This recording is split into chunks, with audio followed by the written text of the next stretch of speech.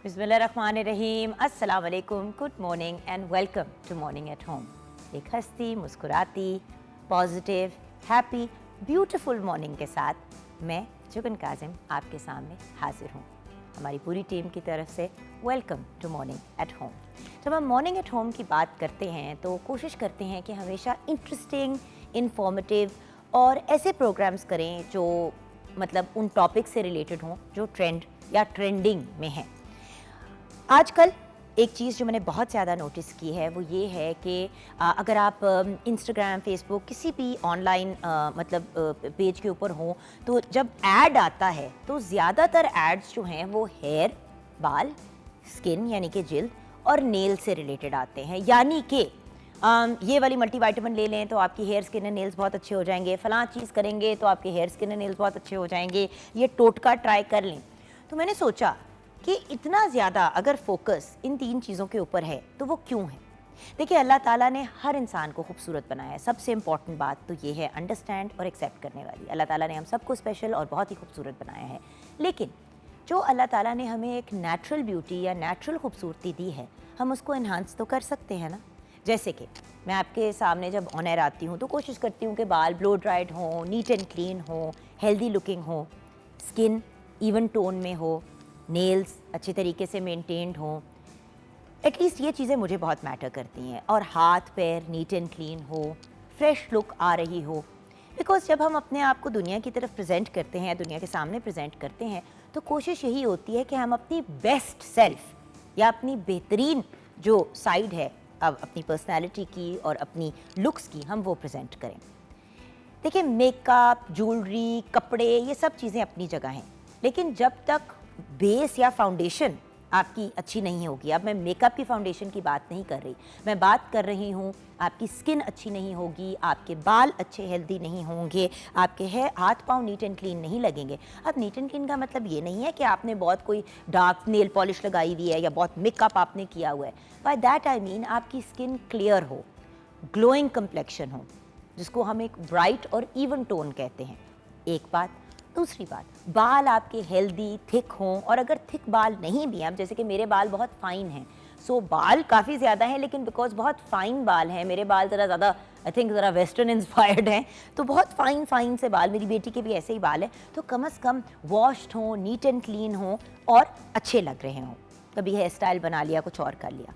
हाथों को अच्छे तरीके से मेंटेन करना, ये जो हमारी क्यूटिकल्स होती हैं नेल्स की, उनको अच्छे तरीके से मॉइस्चराइज रखना ताकि स्किन जो है उसकी रफ़ ना हो रही हो। उसके अलावा नेल्स जो हैं अच्छे तरीके से अंदर से भी जब साफ़ करें हाथ, तो नेल ब्रश से अपने नेल्स को साफ़ करूं। अगर आपके लॉन्ग नेल्स हैं, अगर शॉर्ट नेल्स भी हैं, तो इनकी शेप बड़ी अच्छी होनी चाहिए और नीट एंड क्लीन। पाँव के नेल्स भी बहुत ज़्यादा लंबे नहीं होने चाहिए और साफ़ सुथरे होने चाहिए। बहुत से लोग जो है सिर्फ क्लियर नेल पॉलिश लगा लेते हैं, और अब तो हलाल नेल पॉलिशेस भी बहुत रेडिली अवेलेबल हैं इन द मार्केट। आप अच्छे तरीके से अपने हाथों को नीट एंड क्लीन करें, और क्योंकि वो पोरस होती हैं तो जब आप वज़ू करते हैं तो वो भी कोई इशू नहीं रहता। सो द फैक्ट इज़, इतने ज़्यादा ऑप्शंस, इतनी ज़्यादा मॉडर्नाइजेशन आ गई है, लेकिन जब तक बाल जड़ से नहीं मजबूत होगा तो बाल हेल्दी नहीं होगा। जब तक आपके हार्मोन्स और आपकी मेडिकल सारी चीज़ें जो है वो बैलेंस में नहीं होंगी, आपकी स्किन जो है वो ग्लोइंग और फ्रेश नहीं रहेगी, या आपको छाइयों का इशू, जिसको हम मेलास्मा या हाइपर पिगमेंटेशन भी कहते हैं, उसका इशू आ जाएगा, या आपके पिंपल्स बहुत ज़्यादा हो जाएंगे, या आपके ऑयली पैचेस आ जाएंगे, या ड्राई पैचेस की वजह से फेस रफ हो जाएगा। हार्मोनल इम्बैलेंस की वजह से ख़वातीन के चेहरे पे बहुत बाल भी आ जाते हैं, कभी कभी यहाँ पे बाल आ जाते हैं, अपर लिप पे, चीक्स के ऊपर बाल आ जाते हैं। सो अपने हार्मोन्स को और अपने न्यूट्रिएंट्स को बैलेंस में रखना भी बहुत इम्पॉर्टेंट है। एंड उसके साथ साथ नेल हेल्थ भी मेंटेन करना एक बड़ी इम्पॉर्टेंट चीज़ है। अब एक तरफ आप ये कर सकते हैं कि आप कोलेजन की जो टैबलेट्स होती हैं, जो मल्टीविटामिन्स होती हैं, वो लेनी शुरू कर दें, और साथ में हेयर, स्किन एंड नेल्स की मल्टीविटामिन्स ले लें, या फिर आप ऐसी खुराक खाएं और पिएं जो आपके हेयर, स्किन एंड नेल्स को हेल्दी रखें। देखिए, आपने कोई मेकअप ना लगाया हो लेकिन स्किन ग्लो कर रही हो, और आपके बाल अच्छे तरीके से नीट एंड क्लीन बने हुए हों, या बस आपने अच्छी तरीके से वॉश किए हों और उनमें शाइन हो, और हाथ पांव साफ़ सुथरे लग रहे हों, तो इंसान बहुत अच्छा लगता है। आपको मेकअप की ज़रूरत नहीं रहती। और आई रिमेंबर एक वक्त था when I was younger skin क्योंकि मेरी बिल्कुल क्लियर होती थी, तो मैं लिटरली कंसीलर भी आंखों के नीचे नहीं लगाती थी और मैं इसी तरह जो है हल्की सी लिपस्टिक लगा के ऑन एयर चली जाती थी और पता ही नहीं चलता था कि मेकअप लगाया है कि नहीं। और अक्सर लोग मुझे कहते थे बेस क्यों नहीं लगाती, क्योंकि मैंने अपनी स्किन को कोशिश किया कि अच्छे तरीके से मैनेज करूं। अभी भी अगर आप देखें तो मैंने एज सच कोई बेस नहीं लगाई, मैं थोड़ा सा फेस पाउडर लगाती हूँ ताकि फेस पे जो शाइन आ जाती है वो स्क्रीन पे ज़रा फ़नी लगती है, तो उसको मैनेज कर लूँ। And normal day to day life में, ये मैं आपको बड़े दावे और बड़े 100% कॉन्फिडेंस के साथ और ऑनेस्टी के साथ बता रही हूँ, मैं मेकअप लगाती ही नहीं हूँ। इसलिए नहीं क्योंकि कोई मेरी शक्ल बड़ी अच्छी है या कुछ, बेसिकली बिकॉज मैं अपनी स्किन का ख्याल रखती हूँ और उसमें कोई इतना ज़्यादा तरद्दुद करने की ज़रूरत नहीं होती।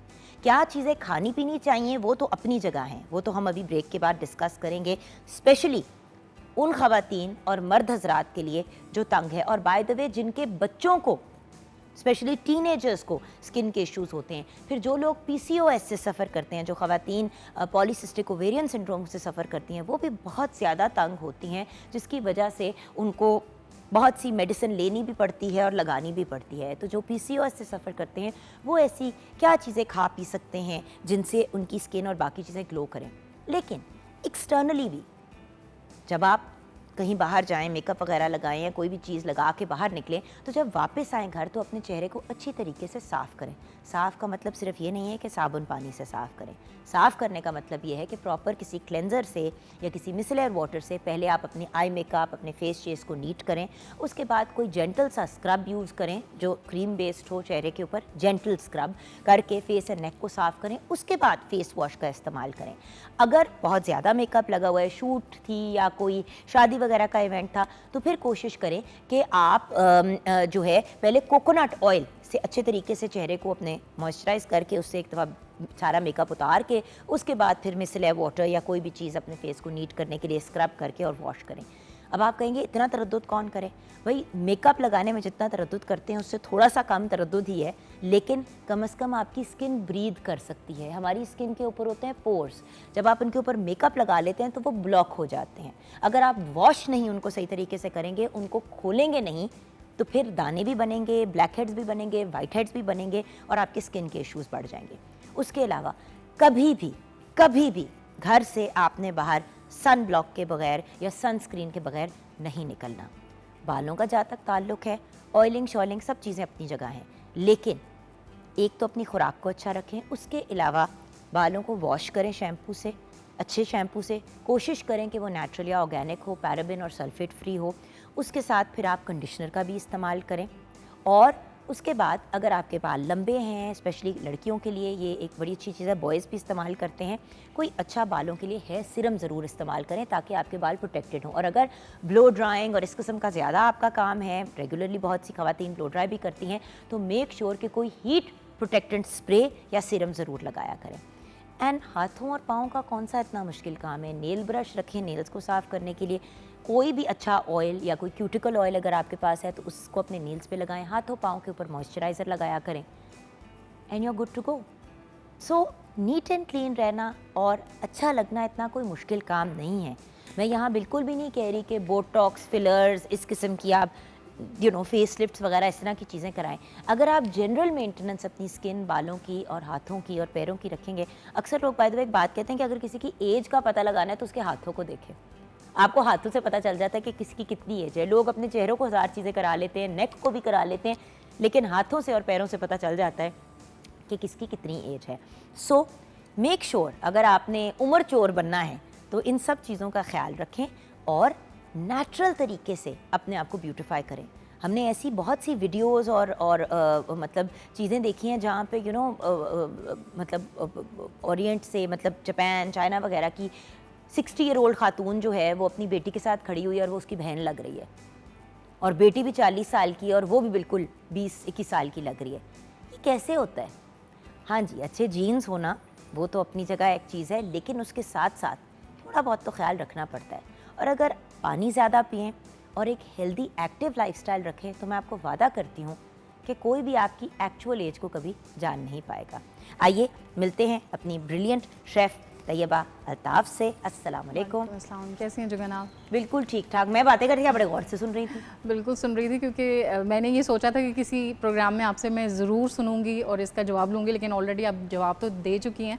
लेकिन मैं सवाल कर लेती हूँ आपसे कि मैंने जब फर्स्ट आपको टीवी पे देखा ना, उसके बाद मतलब जिस तरह आप फेस टू फेस देख रही हूँ, मैंने अक्सर जो एंकर्स हैं उनको देखा है, लेकिन उनके फेस से ना वाजिया होनी शुरू हो जाती है उनकी एज, लेकिन आपका मतलब ऐसा नहीं फील होता ना। मतलब जो मैंने उस टाइम देखा था सेम वही फ्रेशनेस और वो मतलब इनोसेंट लुक सेम वही है, तो वो आप ऑलरेडी जी। एक तो मैं जो जिस चीज़ में यकीन रखती हूँ और जो मेरा एक बिलीफ सिस्टम है कि आप जैसे अंदर से होते हैं वैसे ही आपका चेहरा जो है वो रिफ्लेक्ट करना शुरू हो जाता है लोगों के साथ अपना। जनरली कोई भी इंसान हर वक्त परफेक्ट नहीं होता, मुझे भी गुस्सा चढ़ता है, ऊंच नीच हो जाती है, कभी आर्ग्यूमेंट झगड़े हो जाते हैं, लेकिन अगर जनरली आपका ऑब्जेक्टिव हो कि आपने लोगों के साथ अच्छा रवैया रखना है और दूसरों के साथ वैसे पेश आएँ जैसे आपकी ख्वाहिश है कि वो आपके साथ पेश आए, पहली बात।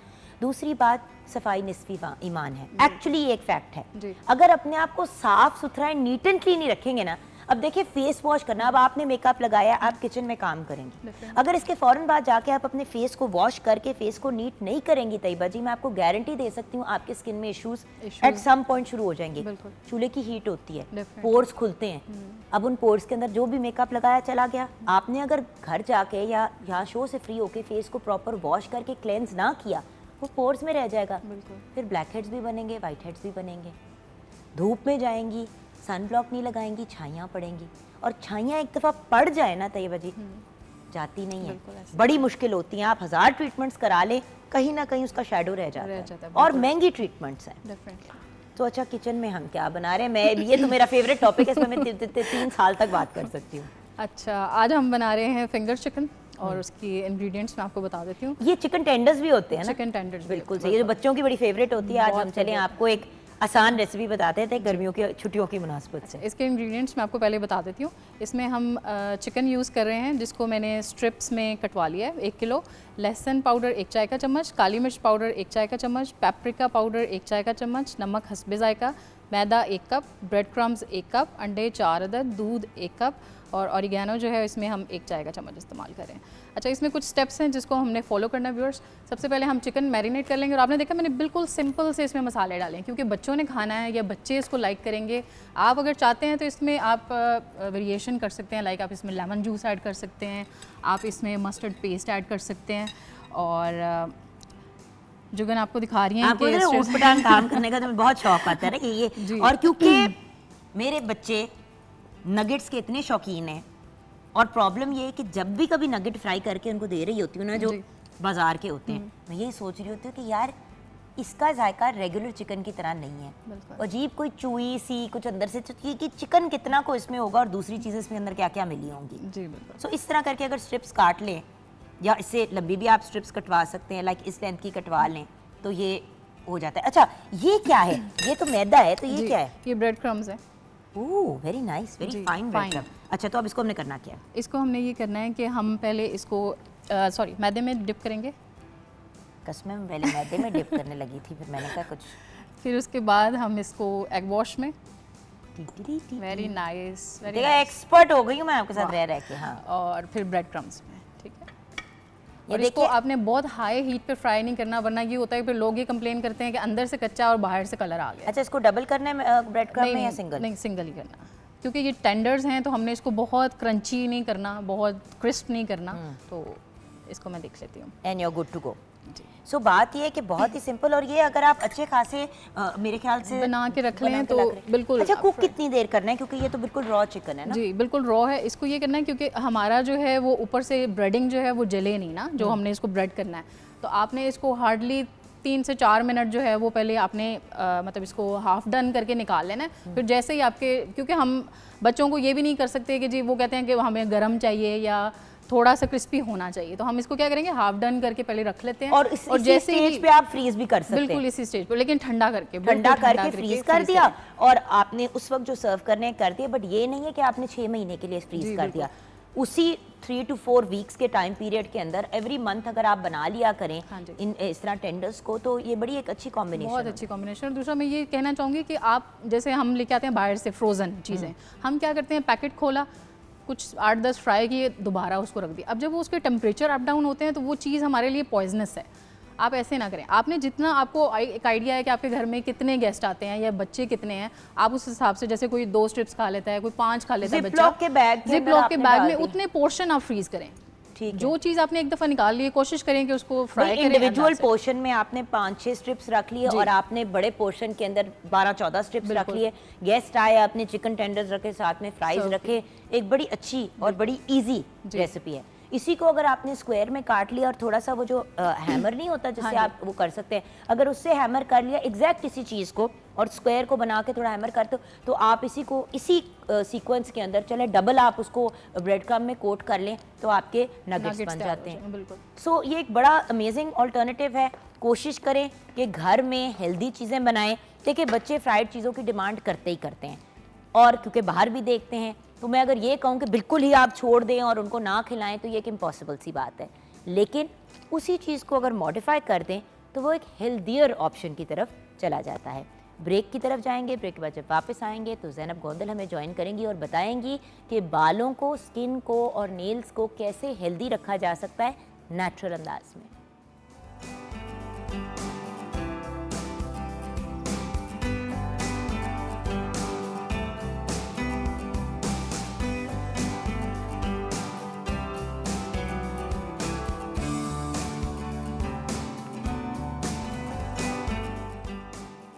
Welcome back from the break, viewers. Dietitian, nutritionist, food technologist, and my baby Zainab Gondal is here with us. छोटी बहन से बेबी बन गई है। एक्चुअली मेरा बच्चा है। क्या हाल है? अल्हम्दुलिल्लाह बिल्कुल ठीक ठाक। आप सुनाएं, ठीक है? मैं भी बिल्कुल ठीक हूँ। अच्छा, the reason I kept this topic is because जब भी आप शो पे आते हो ना तो बाद में लोग पूछते हैं कि ज़ैनब से पूछिए उनके बाल इतने हेल्दी कैसे हैं।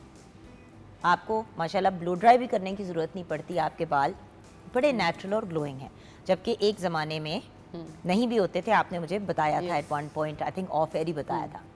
हाथ भी हमेशा नीट एंड क्लीन होते हैं, नेल पॉलिश नहीं लगाते, लेकिन हाथ ऐसे ही लग रहे होते हैं जैसे वो हैं। और उसके अलावा स्किन भी ग्लो करती है, जिसकी वजह से माशाल्लाह आपको मेकअप की ज़रूरत ही नहीं पड़ती। राइट? सो मैं चाहती हूँ कि आज हेयर, स्किन एंड नेल्स पे हम बात करें और एक एक करके करें। डन। मल्टीवाइटामिन्स बहुत सी आजकल है, वो गमीज़ का भी ऐड आता है, फिर हज़ार चीज़। जब भी मैं ये कह रही थी कि इंस्टाग्राम हो, फेसबुक हो, सोशल मीडिया हो, और ये प्रॉब्लम सिर्फ ख़वातीन की नहीं है, मर्द भी हेयर फॉल से बहुत तंग है। पहले होता था कि 25 साल की उम्र के बाद लड़कों के बाल गिरने शुरू हो जाते थे। अब तो मैंने 17-18 ईयर्स की एज पे लोगों को बॉल्डिंग की तरफ जाते हुए देखा है, लड़के लड़कियां दोनों। स्किन के मसाइल मर्दों के औरतों के बढ़ते चले जा रहे हैं, छाइयाँ, मलेज़मा, पता नहीं क्या क्या। या तो नेल्स फिर लोगों के ब्रिटल हो जाते हैं, या फिर उसके ऊपर अजीबोगरीब वाइट पैचेस पड़ने शुरू हो जाते हैं, यू नो, एंड क्यूटिकल्स फट रहे होते हैं और अजीब सा कुछ हाल होता है। एड़ियाँ लोगों की जो मतलब, तो बहुत से लोगों को प्रॉब्लम्स इन तीनों चीज़ों से रिलेटेड हैं। तो सबसे पहले जो कॉमन 2 चीज़ें हैं वो तो हेयर एंड स्किन है। तो हेयर की बात करते हैं। हेयर ग्रोथ या हेल्दी हेयर का आपकी नज़र में क्या मतलब है? आपके अगर बाल ज़्यादा हैं, कम हैं, इस चीज़ से फ़र्क नहीं पड़ता, क्योंकि ये आपकी जेनेटिक्स भी हो सकती है, ये आपके फॉलिकल्स हो सकते हैं और आपके बाल कितने फाइन हैं। अब मुझे मैं अक्सर रोती थी कि मेरे तो बहुत कम बाल, अब ये मेरा एक बाल है और वो इतना पतला है कि मुझे खुद ज़रा गौर से देखना पड़ता है। मेरी बेटी नूर के भी इस तरह बहुत फाइन बाल है, मेरे बहन के भी हैं। मैं एक दफ़ा प्रॉपर डर्मेटोलॉजिस्ट के पास गई कि मुझे बताएं कि मेरे बाल बहुत कम है। उन्होंने कहा आपके बाल बिल्कुल कम नहीं है, आपके बाल बहुत फाइन है। एग्जैक्टली। अब इस चीज़ को अंडरस्टैंड करना कि बाल एक पर्सन से दूसरे पर्सन पे वेरी करते हैं। सबसे पहले जैसे आपने कहा कि बाल फाइन है, पतला है, उसका कलर भी डिफरेंट है। आप ये देखें, आपके या मेरे बाल ब्राउनिश हैं। जिन लोगों के बाल ब्लैक की तरफ होते हैं वो ज़्यादा थिक होता है और ज़्यादा डेंस मोटा बाल लग रहा होता है। अब इसमें बेसिक डिफरेंस जो आता है वो पहली चीज़ तो आपकी जेनेटिक्स आती है। दूसरी चीज़ जो मोस्ट मेजर है वो आपकी डाइट है। और तीसरी चीज़ ये है कि आप एप्लीकेशन और चीज़ों को लगा क्या रहे हैं, ये डिपेंड करता है। अगर आप ये कहें खाना हम अच्छा ना खाएं, डाइट अच्छी ना लें, बालों की ग्रोथ के लिए अच्छी चीज़ें अपनी डाइट में ऐड ना करें, ऑयलिंग भी करते रहें, तेल से भरपूर PRPs भी करवाते रहें, क्या कुछ ना करें और बाल हमारे हेल्दी हो जाएं, that is not possible at all. पहली चीज़ ये कि ऑयलिंग बहुत इंपॉर्टेंट है, बिल्कुल है, लेकिन ऑयलिंग करने का जो तरीका है हमारा, वो हमारी माँओं से या हमने नानी दादी से जो सुना, वो ज़रा हमने उसकी परसेप्शंस जो हैं वो अजीब कर ली हैं। आप देखिए ना 6-6 घंटे या पूरी रात बिल्कुल। तेल लगा के सोना, कोई अच्छी चीज़ नहीं है। मतलब वो पहले होता था कि तेल लगाया बालों में, 2 गुत्ते बनाई और आपको स्कूल भेज दिया, स्कूल से वापस आए तो बाल धोए और फिर उसी तरह बालों की गुत्त बना दी। अब एक तो गीले बालों को भी नहीं को भी बंद नहीं करना चाहिए क्योंकि वो भी आपके बालों को डैमेज करता है, और दूसरी बात ऑयल इतनी देर तक लगाएं तो फॉलिकल डैमेज हो जाता है। बिल्कुल। आपकी लेंथ बड़ी अच्छी मॉइस्चराइज हो जाती है लेकिन आपकी जड़ें कमजोर हो जाती हैं। बिल्कुल, और जड़ अगर आपने एक चीज़ की कमज़ोर कर दी है तो उसको आप जितना मर्जी बेहतर कर लें वो अच्छा नहीं हो सकता। अब हम लोग ये करते हैं कि जो ऑयल मिला वो लगा लिया। हर ऑयल की लगाने की गर्मी सर्दी में कैपेसिटी डिफरेंट होनी चाहिए। अब जैसे अगर हम बात करते हैं कोकोनट ऑयल की, कोकोनट ऑयल की तासीर जो होती है वो ठंडी होती है बालों के लिए, खाने की बात नहीं मैं कर रही, बालों पे लगाने के लिए।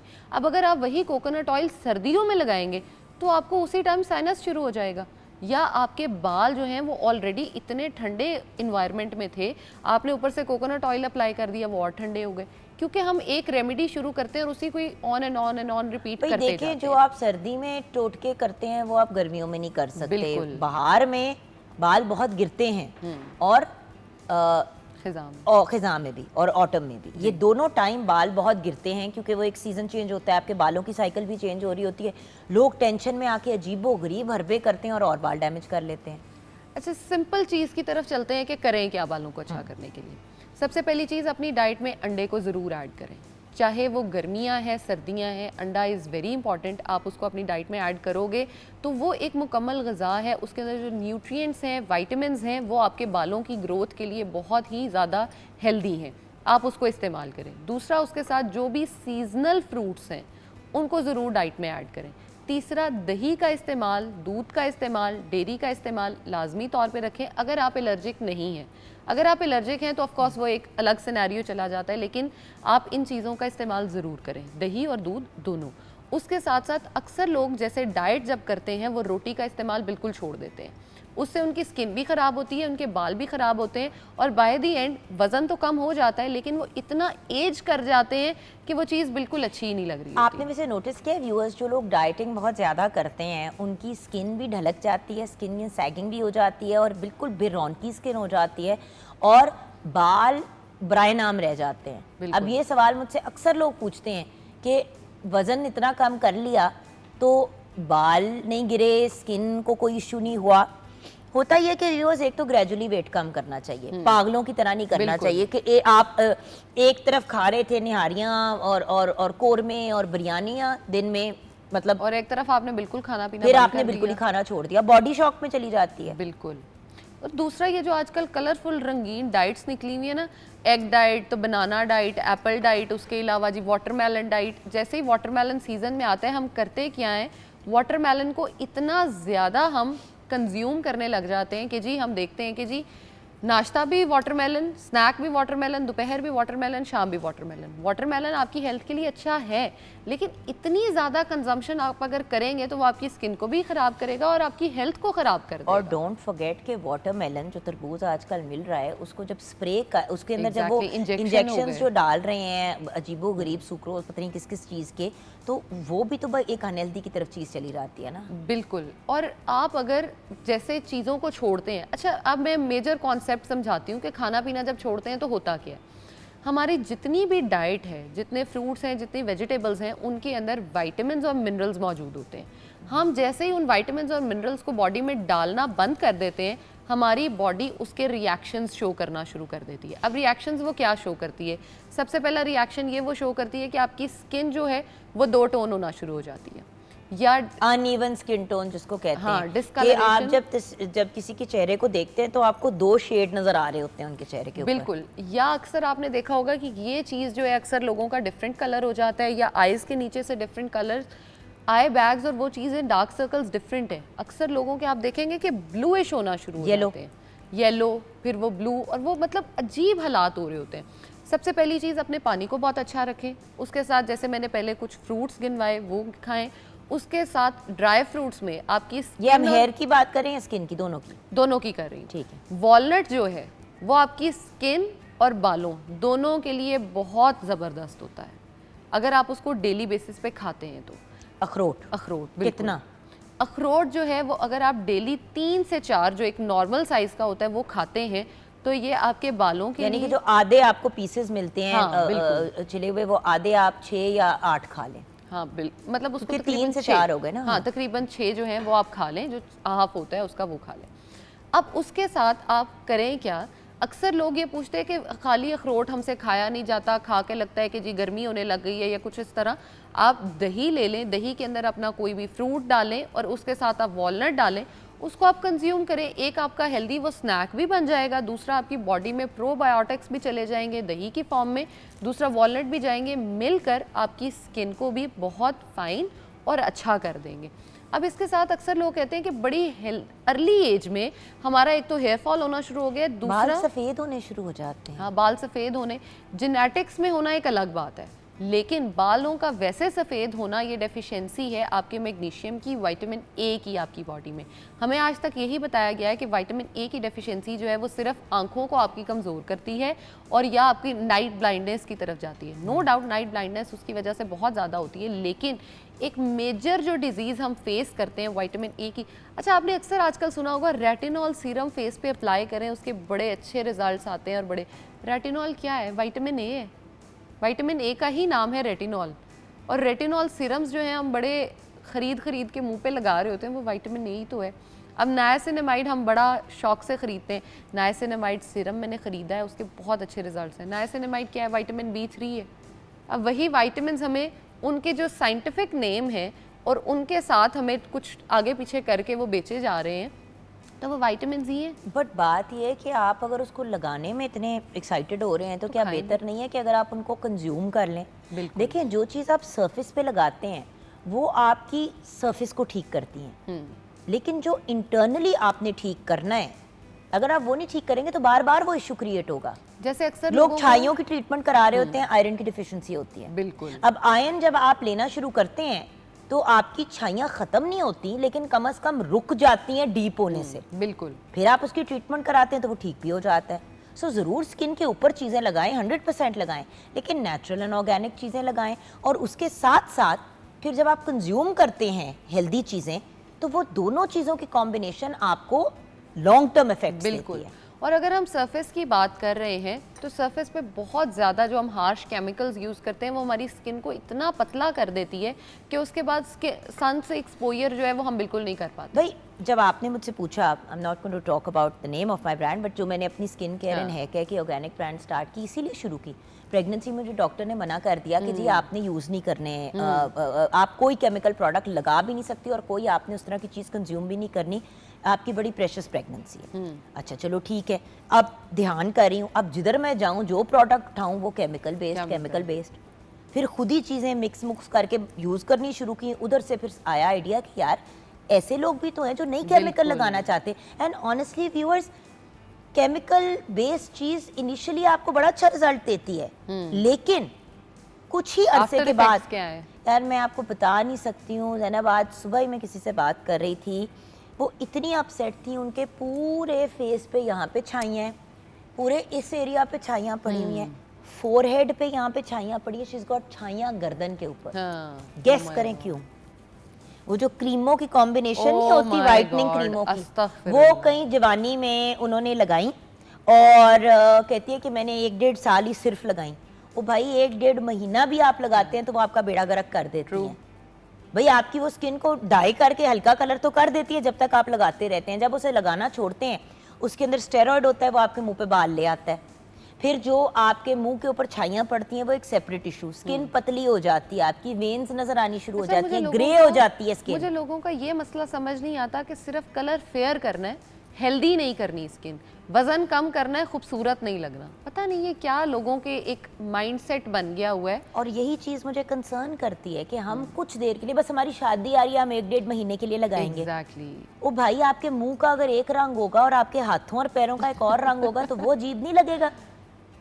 और क्या फिर लोगों ने टीके लगाने शुरू कर दिए अपने आप को गोरा करने के लिए। ओ भाई अल्लाह ताला ने हम सबको खूबसूरत अपनी कैपेसिटी में बहुत खूबसूरत बनाया, हम उसी खूबसूरती को इन्हांस क्यों नहीं करते?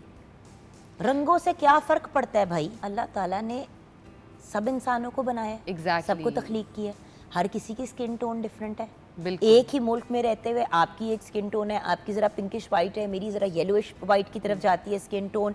मतलब तैयबा जी की माशाल्लाह स्किन इतनी खूबसूरत वीटिश कम्प्लेक्शन है। बात ये कि अल्लाह ताला ने हर किसी को खूबसूरत बनाया है, चाहे वो किसी भी स्किन टोन का हो। हमारे यहाँ ये और पूरी दुनिया में ये ट्रेंड खत्म हो गया है व्यूअर्स। टैन करते तो हैं लोग अगर आप skin ये को। सोच रहे हैं कि आज हेयर स्किन है, नेल्स की बात हो रही है, तो हम आपको गोरी स्किन के बारे में बताएंगे, तो वो बात नहीं होने वाली। वी डोंट बिलीव इन गोरी स्किन। आई मीन जिसकी है उसकी है। मुझे बड़ी दफ़ा लोगों ने कहा कि भाई ये वाली फेयरनेस क्रीम का ऐड कर लें, ये कर लें, वो कर लें। शुरू में जब मैं आई, मैंने कहा भाई मैं पैदा ही इस रंग की हुई थी, मैं क्यों कहूँ कि आपकी क्रीम ने मुझे गोरा कर दिया। बिल्कुल। और मैं क्यों लोगों को कहूँ कि आपकी स्किन टोन में कोई प्रॉब्लम है।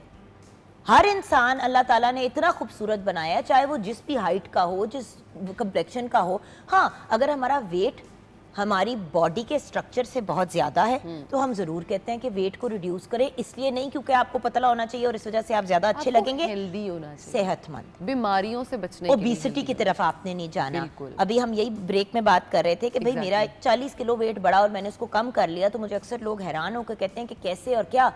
मैं यही कहती हूँ कि भाई अगर आप वेट बढ़ने दें तो वो बढ़ता ही चला जाता है। बिल्कुल। और अगर आप फिर control उसको नहीं करो, काबू में लेके आना मुश्किल होता है, फिर बड़ा हौसला चाहिए होता है कम करने के लिए। ऐसे ही है। रो के बढ़ा लेना बहुत आसान है, लेकिन उसको कम करना बहुत मुश्किल है। और वही चीज़ है ना व्यूअर्स। अब एक एग्जांपल देती हूँ आपको। आई नो समबडी जिनका वेट का इशू है, क्योंकि उनका वेट का इशू है और वो उनका लाइफस्टाइल भी ज़रा अनहेल्दी है, तो स्किन के भी मसाइल हैं। बालों के अंदर बहुत ज़्यादा डैंड्रफ का इशू है और बार बार उनके इस एरिया के अंदर यीस्ट डेवलप हो जाती है और सीबम की ओवर प्रोडक्शन की वजह से उनके स्कैल्प के ऊपर मोटे मोटे जैसे वो दाने टाइप बने हुए यीस्ट टाइप के। आई कांट टेल यू कि वो खातून कितनी तंग है। और डॉक्टर ने एक ही बात कही है कि भाई अगर आप अपना वेट कम कर लेंगी ना और थोड़ी एक्सरसाइज शुरू कर देंगी और पानी ज़्यादा पीना शुरू कर देंगी, तो जब आप ये करेंगी तो आपके स्किन के मसाइल भी कम हो जाएंगे, क्योंकि आपकी बॉडी में ऑयल प्रोडक्शन बहुत ज़्यादा है। अब इसमें लोगों का ये मसला समझ नहीं आता। अक्सर लोग कहते हैं कि जी मटन खाना और बीफ खाना is very healthy. Of course it's healthy, लेकिन मैंने अपने लाइफ में या अपने एक करियर में बहुत सारी ऐसी पतली से पतली लड़कियां भी देखी हैं जिनका कोलेस्ट्रॉल लेवल बहुत ज़्यादा है। बिल्कुल। और वो कोलेस्ट्रॉल लेवल या फैटी जो है, हम स्किनी फैट कहते हैं, एग्जैक्टली वो आपके फेस पे भी नज़र आना शुरू हो जाता है। जैसे आप कह रही हैं बालों पे तो नज़र आता है, ये लाइक हेड भी तो स्किन है ना। उनके फेस पे, आंखों के ऊपर बन जाने सर्कल, स्किन पे बन जाने। अब उन सर्कल्स में होता क्या है, वो फैट होता है और उस फैट को अगर हम कम नहीं करेंगे अपने खाने में तो वो स्किन पे रहेगा। यहाँ पे हम ब्रेक की तरफ जाएंगे। ब्रेक के बाद जब वापस आएंगे तो हेल्दी ग्लोइंग स्किन कैसे हम मेंटेन कर सकते हैं, कोई अगर टिप्स लगाने की भी हो। मेरे पास भी एक प्रोटीन मास्क है जो बड़ा ही आसान है और मेरा फेवरेट मास्क है, and I am telling you कि मुझे उसके बड़े अच्छे रिजल्ट्स मिले हैं हमेशा। एंड जब भी मेरे बाल बहुत ज़्यादा रफ हुए हुए होते हैं मैं इसको यूज़ करती हूँ। आपको ज़ैनब भी टिप्स देंगी एंड देन नेल से रिलेटेड भी आपको गाइडेंस देंगे ब्रेक के बाद।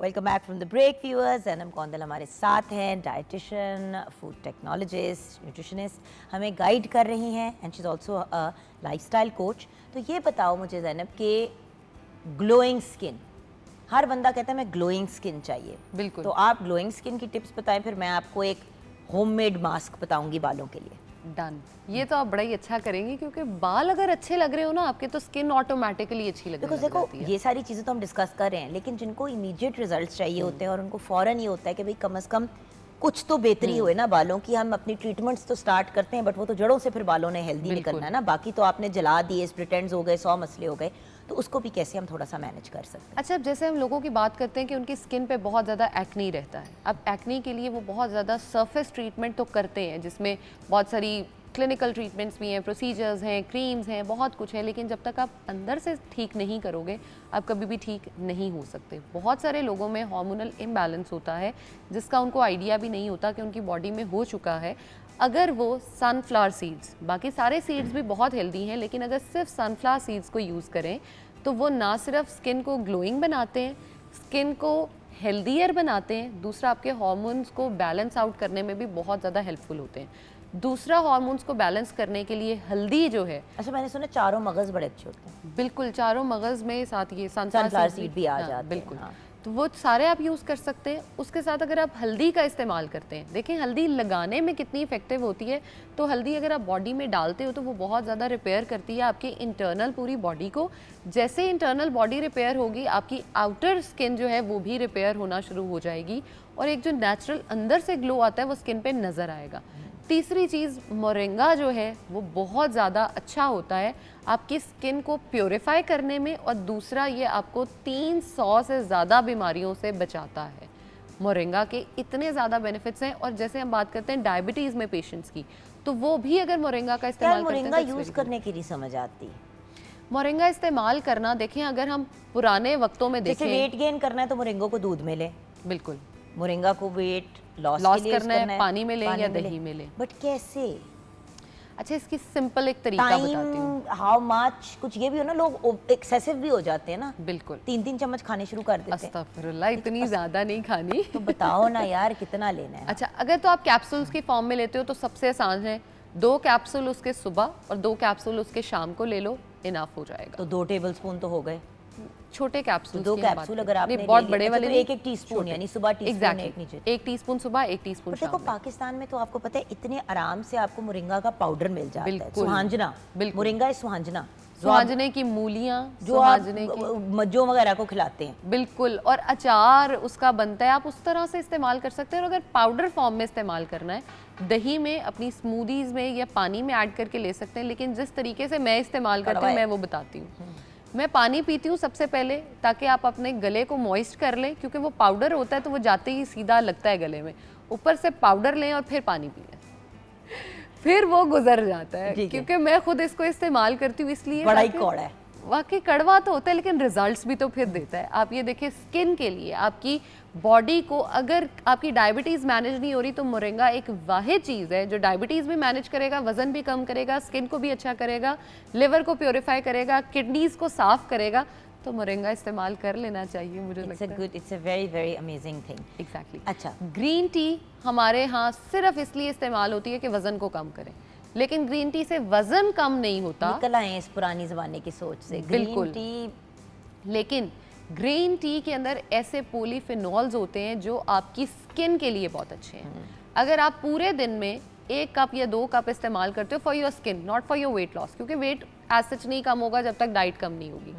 आप अपनी स्किन के लिए अगर उसको इस्तेमाल करते हैं, पीते हैं, तो इट्स वेरी इफेक्टिव। अगर आप टी बैग्स वाली ग्रीन टी ले रहे हो तो टी बैग्स को अच्छी तरह उसमें करके उसको फ्रिज में या फ्रीज़र में रख दें और फिर अपने आई बैग्स के लिए यूज़ करें, तो इट इज़ अमेजिंग। मैं अभी यही टिप देने लगी थी कि आपने ग्रीन टी बनाई, हाँ। ठीक है, आपने बना के अपने टी बैग को निकाला और उस टी बैग को एक और थोड़ा उसमें और गर्म पानी डाल के, फिर वो जो सेकंड वाला जो टी का वो कप बनेगा ना, उसको आप डाल लें एक स्प्रे बॉटल में और उसको फ्रिज में डाल दें। उसको अपने फेस एंड नेक पे स्प्रे कर लिया करें। अमेजिंग टोनर है। रोज़ वाटर जो है उसको इस्तेमाल कर लिया करें। तैयबा जी खाना बना रही हैं, चूल्हे के सामने खड़ी हुई हैं, चलें एटलीस्ट हमारा स्टूडियो एयर कंडीशनड है, बट अगर ना, आप ऑब्वियसली नॉर्मली किचन में नहीं एयर कंडीशनर होता, बिल्कुल गर्मी होती है, पोर्स खुल रहे होते हैं बार बार, तो एक तो कोशिश करें कि मेकअप लगा के ना कुकिंग वगैरह करें, और अगर आप कर रहे हैं विदाउट मेकअप कुकिंग तो हर थोड़ी देर के बाद फ्रिज में से, और तैयबा जी इस टिप को ज़रूर ट्राई कीजिएगा, कोई रोज़ वाटर या कोई भी ऐसा टोनर जो भी आपको पसंद है, क्यूकम्बर का टोनर, आजकल तो 1000 किस्म के टोनर मिलते हैं, फ्रिज में रखें और हर थोड़ी देर के बाद ना फेस एंड नेक पे स्प्रे कर लें। एक तो आपको गर्मी भी इतनी नहीं लगेगी, एंड आई प्रॉमिस यू आपकी स्किन के भी इश्यूज नहीं होंगे। फिर ये ट्राई कीजिएगा ज़रूर। स्किन बहुत अच्छी हो जाती है उससे। और उसके साथ यार हमारे शेफ्स जो है ना, बिल्कुल वो सबसे ज्यादा जो गर्ल्स हैं उनका यही होता है कि यार स्किन खराब हो गई है किचन में चूल्हे पे खड़े हो के, काम ही किचन का है। सन बर्न जो है वो होना बहुत कॉमन होता है, तो एक तो सन ब्लॉक्स तो हम यूज करें ही करें, फॉर श्योर करें, SPF ये तो मैंने शुरू में बात कर दी है कि भाई आपने निकलना ही नहीं है, और बाय द वे चूल्हे पे भी खड़े होने से पहले सन ब्लॉक लगाया करें। एग्जैक्टली, वो बड़ा हीट जो है वो आपके फेस को नहीं खराब होने देती। अब उसके साथ आप ये करें, लेकिन जैसे ही सूरज से वापस आएं अपनी सनस्क्रीन सबसे पहले साफ करें और उसके ऊपर जो आपके टोनर्स हैं वो अप्लाई करें। अगर टोनर बनाना नहीं आता, नहीं खरीदना, कुछ ना करें, क्यूकम्बर खीरा फ्रिज में रख दें ठंडा करके, उसको एज इट इज़ मुंह पे लगा लें, ना कुछ और उसके अंदर ऐड करें। तीसरी चीज़, लीमू आपकी स्किन के लिए बहुत अच्छा होता है, लेकिन उसको डायरेक्टली खाली मुंह पे अप्लाई नहीं करना, बिल्कुल नहीं करना। लीमू को या तो थोड़े से दही के साथ मिक्स कर लें, मतलब दही ले लें, उसके अंदर 1-2 ड्रॉप्स लीमू के डालें, उसको डायरेक्टली फेस पे अप्लाई करें। आपकी एक तो स्किन जो है वो बर्न से बचेगी, ठंडक का महसूस होगी आपको, और दूसरा आपका कॉम्प्लेक्शन जो है वो बहुत बेहतर और होगा। कभी भी लीमू से बनी हुई कोई चीज़ या विटामिन सी की बेस वाली चीज़ लगा के धूप में नहीं जाना। वो छाइयों को जो चीज़ कम करती है Trigger उसको और करती है। बढ़ाना शुरू कर देती है, क्योंकि वो ट्रिगर कर देती है। बिल्कुल। अच्छा, एक चीज़ जो मैं मास्क की बात कर रही थी बालों के लिए, प्रोटीन मास्क इतने महंगे महंगे आप जाके मार्केट से ख़रीदते हैं और फिर सोचते हैं कि यार हमें रिज़ल्ट नहीं मिले। एक कॉम्बिनेशन जो मुझे बहुत बेहतरीन लगती है, जो भी ऑयल आपको बालों पे सूट करता है, कुछ लोगों को सरसों सूट करता है, कुछ लोगों को कोकोनट करता है, कुछ को ऑलिव ऑयल सूट करता है, या आप बेहतर जानते हैं आपको कौन सा ऑयल सूट करता है। जो भी ऑयल सूट करता है वो आप लें, एक अंडे की जर्दी लें और उसके अंदर few drops of lemon juice डाल दें, और जो भी आपको कोई इसेंशियल ऑयल पसंद है, लैवेंडर हो गया, लेमन ग्रास हो गया, अगर आपके बालों में डैंड्रफ ज़्यादा होती है तो फिर आप टी ट्री ऑयल के 2-3 ड्रॉप्स डाल सकते हैं, टी ट्री ऑयल के, और उसको अच्छी तरह फेंट लें, वो एक पेस्ट जैसी बन जाएगी। उसको पहले अपनी रूट्स में लगाएं, उसके बाद अपने लेंथ एंड एंड्स पे लगाएं और उसको छोड़ दें just for half an hour. अब इसको अगर आपने फर्दर और कंडीशन करना है तो आपने एक तौलिया लिया, उसको थोड़ा सा गर्म पानी के साथ उसको वेट किया और उसको बिल्कुल आपने जितना उसका पानी निकाल सकता है निकाल के उसको थोड़ी देर माइक्रोवेव में गर्म कर लिया, या उसको गरम गरम पानी में डिप कर लिया, और फिर वार्म तौलिया, गरम तौलिया नहीं कि सिर सड़ जाए फिर मुझे कहेंगे थी हमारा सर साड़ दिया जो करने, वार्म तौलिया जो है सर के ऊपर रैप कर दे लास्ट 5-10 मिनट्स के लिए, अब्जॉर्ब हो जाएगा। बालों को शैम्पू करें और उसके बाद लेंथ एंड एंड्स पे कंडीशनर लगाएं, आपके बाल बहुत सॉफ्ट हो जाएंगे और ये कुछ बेहतर कर देगा आपके बालों के टेक्सचर को। बट ऑब्वियसली अगर बाल डैमेज्ड हैं, स्प्लिट एंड्स हैं, तो कोशिश करें कि हर कुछ 6 वीक्स तक, एवरी 4 to 6 वीक्स आधा इंच बाल कटवाने शुरू कर दें ताकि वो स्प्लिट एंड्स ख़त्म होने शुरू और हो उसके साथ साथ जितनी ज़्यादा हीट टूल्स इस्तेमाल होते हैं वो ना करें, कम करें, क्योंकि जैसे हमने सूरज की पहले बात की, सूरज अगर स्किन को बर्न करता है तो वो आपके बालों को भी कर रहा टूल्स। होता है। अब हेयर ड्रायर हो गया, अच्छा लोग कहते हैं ड्रायर तो नहीं यूज़ करें लेकिन आयन यूज़ करें, तो हम सिरेमिक आयन यूज़ करें। भाई सिरेमिक आयन से कोई फ़र्क नहीं पड़ता, वो गर्म हीट तो होती हीट है, है। वो बाल जला देती है आपके, और बाल आपके प्रोटीन से बने होते हैं, तो जब आप उसके ऊपर लगाते हैं उसको आयन को तो वो जल जाते हैं और अच्छा। इवेंचुअली वो सड़ जाते हैं। एक और आपको मज़े की बात बताऊं, आजकल केराटिन ट्रीटमेंट्स बहुत ज़्यादा कॉमन है हमारे बालों के लिए। अब केराटिन ट्रीटमेंट की अगर हम बात कर रहे हैं तो उसके अंदर ऐसा क्या मौजूद होता है? हमारी बॉडी में विटामिन ए जो है वो जाके हमारी बॉडी में, केराटिन हमारी बॉडी में ऑलरेडी मौजूद होता है, विटामिन ए जाके उसको एक्टिवेट करता है और वो आपके हेयर और बाल और फेस को अच्छा और ख़ूबसूरत बनाता है। लेकिन हम क्या कर रहे होते हैं, हम उसको एक्टिवेट नहीं कर रहे होते। विटामिन ए की जो हमारी सोर्सेज हैं हम उनको ही नहीं ले रहे होते। उसके साथ विटामिन डी की अगर हम बात करें तो वो जहाँ हमारी हड्डियों के लिए, हमारे जोड़ों के लिए अच्छा होता है। आप ये देखें, जब भी हम विटामिन डी का सप्लीमेंट अपनी हड्डियों के लिए लेना शुरू करते हैं, स्किन ऑटोमेटिकली अच्छी हो जाती है। स्किन जो है वो उस पर कह लें कि जितने पिंपल्स वगैरह होते हैं वो ख़त्म हो जाते हैं, क्योंकि विटामिन डी बहुत बेहतर होता है आपकी स्किन के लिए। अच्छा, होममेड केराटिन ट्रीटमेंट बताऊं जिससे बाल डैमेज नहीं होंगे? हाँ ज़रूर। आपने पानी को बॉईल किया, उसके अंदर आपने साफ हुए हुए चावल, बट लाइक कच्चे चावल, वो आपने डाले और थोड़ा सा आपने कोकोनट डाल दिया, खोपरा जो होता है, ठीक है, और उसको थोड़ी देर कोको ने दिया। Yes. वो जब वो काफ़ी जब कुक हो जाएगा, क्रीमी सा टेक्सचर होता है। हाँ क्रीमी सा उसका टेक्सचर हो जाता है, फिर आप उसको ब्लेंड कर दें ब्लेंडर के अंदर, पेस्ट सी बन गई आपकी। उसके अंदर आपने 1 टेबलस्पून एलोवेरा डाल दिया, उसको अच्छी तरह आपने मिक्स किया, वो एक वाइट सी पेस्ट जैसी बन जाएगी। उसको आपने लेंथ एंड एंड्स पे अपने लगा लिया बालों के, और आपने छोड़ दिया, आधा घंटा छोड़ दें, घंटा छोड़ दें। जड़ों में नहीं लगाना क्योंकि वो फिर आपके बिल्कुल ही बालों को डेड कर देगा। लेंथ एंड एंड्स, यानी कि ये आपकी लेंथ और जो एंड्स हैं, तो आपने जड़ों में नहीं लगाया, लेंथ एंड एंड्स पे लगा के उसको छोड़ दिया। उसके बाद आप उसको वॉश आउट कर दें।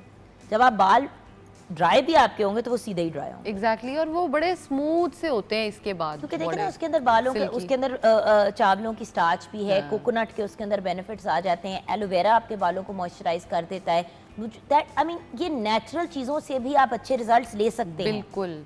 और अगर आपने एलोवेरा की बात की है तो उसके बेनिफिट्स भी डिस्कस कर लेते हैं। खाने में भी बड़ी अच्छी है स्किन के लिए। एलोवेरा अगर आप खाते हैं, स्किन के लिए तो अच्छी है ही है, आपके जोड़ों के दर्दों के लिए बहुत अच्छी है। गाउट जिसको हम कहते हैं, यानी हमारे छोटे छोटे जॉइंट्स में जो दर्दें होती हैं जो यूरिक उनके एसिड लिए- बढ़ने की वजह से होता है। एग्जैक्टली उसके लिए ये बहुत अच्छा है। और दूसरा, ये हमारे घुटनों की जो फ्रिक्शन ख़त्म हो जाती है, यानी आपके घुटने की जो मूवमेंट हो रही थी पहले, अब उसके अंदर जो मिख ख़त्म हो गई है हड्डियों में, आप समझे उसके साइड पे जो सैक्स थे एलोवेरा उनको रिपेयर भी करता है और आपके घुटनों की दर्द को बहुत हद तक ठीक कर देता है। और एलोवेरा का एक और जो फ़ायदा जो मैंने देखा है कि अगर आप एलोवेरा लगाते हैं रेगुलर बेसिस पे, लाइक हफ्ते में 2 बार आप लगा लेते हैं, तो आपके बाल जो है वो नेचुरली ब्लैक होना शुरू हो जाते हैं और वाइट नहीं होते। लेकिन उसको इस्तेमाल जो है वो किसी भी हीट किए हुए ऑयल या हीट की हुई ऐसी चीज़ के साथ उस टाइम पे ना करें। अच्छा, मुझे नेल्स का बताएं। देखिए, स्किन एंड हेयर की तो हम बात कर ही रहे हैं, ऑनलाइन भी बहुत सी चीज़ें मिल जाती हैं। नेल्स के बारे में बताओ, नेल्स को कैसे स्ट्रॉन्ग करें? एक ज़माने में सुनते थे लहसुन नाखूनों पे लगा लो तो नाखून स्ट्रॉन्ग हो जाते हैं, वो वो कौन बर्दाश्त करे? लहसुन की अगर हम बात करें तो लहसुन से वाकई होते होंगे स्ट्रॉन्ग, लेकिन लहसुन की वाकई स्मेल बहुत बुरी है। लेकिन लहसुन का एक फ़ायदा बता के फिर नेल्स की तरफ आती हूँ। आपको जो बाल चढ़ हो जाता है, जिसकी वजह से आप बाल ढोना शुरू हो जाते हो, आपके छोटे छोटे पैचेस बन रहे होते हैं, अगर आप उस जगह पे एलोपेशिया। यस लहसुन को काट के उसके ऊपर मलते हो तो आपका एलोपेशिया बहुत हद तक कंट्रोल हो जाता है। पता है क्यों?